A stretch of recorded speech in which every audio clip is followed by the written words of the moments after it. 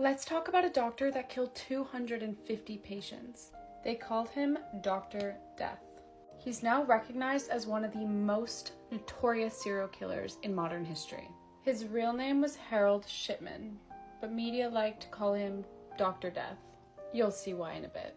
Harold was born in January 1946 in Nottingham, England. It was said in his younger years he exceeded in sports and did really well in school. It was also said that he was really close with his mother, but unfortunately she would end up passing of lung cancer when he was only 17. Some believe that her death sparked something within Harold. Harold would watch while the nurses gave his mother morphine.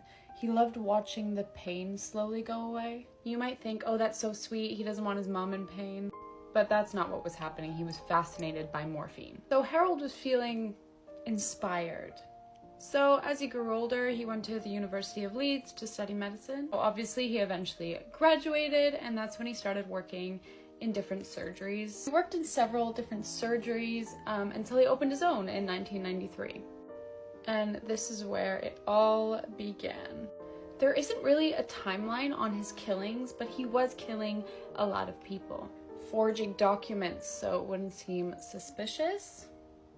Also, he had a wife and 4 kids at this point while he was doing this. And his wife was probably like, oh my god, my husband's a doctor. Little did she know, he was killing people. He did this from 1993 to 1998. That is a good amount of years not getting caught. But thankfully, eventually people started getting suspicious. A few surgeries around had actually mentioned him to the police, alongside a few funeral homes. So everyone's finding Harold over here a little suspicious. A taxi driver would actually end up going to the police about Harold because he claimed that he had taken several healthy older women to his clinic and they would end up dying. Even though several people had gone to the police about Harold, nothing was done.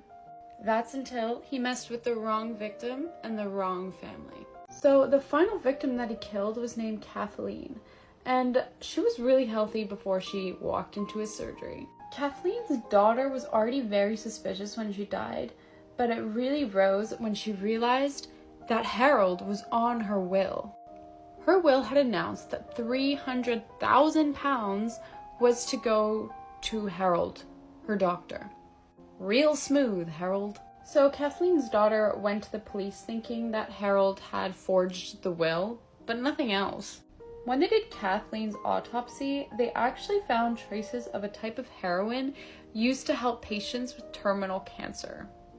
Kathleen did not have terminal cancer. So they question Harold, and do you know what he says? This man over here is like, oh, that's because she was an addict. She was a heroin addict. He then pulled out his doctor notes that he had written in her file that stated that she was an addict. And that was a dumb mistake.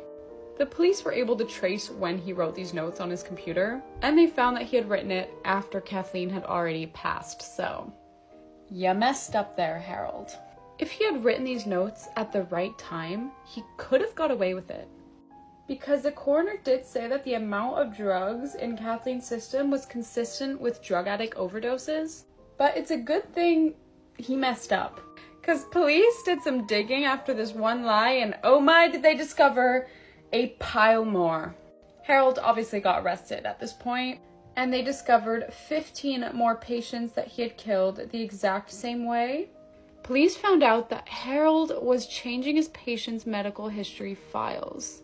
He was changing the medical history to say that the patients were really ill, so then when they died, it wasn't suspicious. That's also how he was able to get away with it for so long, because no one could say anything. It was in their file. Unfortunately, the police could only charge him with the 15 murders they could prove, but based on all the research that the police did, they think that the number is more around 250. 250 people. Safe to say, Harold will not be a doctor again.